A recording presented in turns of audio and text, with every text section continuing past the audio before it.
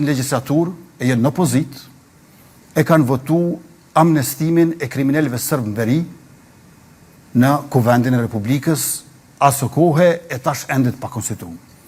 Me 3 gusht 2015, 7 për i tyre e kanë votu gjykatën speciale.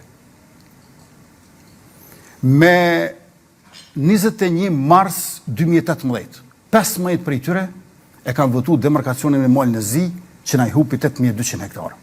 Janë deputetet nga opozita që e kanë votu zajednicën, demarkacionin, amnestimin e kriminalëve sërbë, që e kanë votu gjykatën speciale, po thojnë Albulena s'bën. Ose Albini është problem. Me Vučićin ja bëjshin razumen atje në Bruxelles. Kur shkojshin të tjerët, thoshin we are not problematic guys. E tash po thojnë problem është Albin Kurti.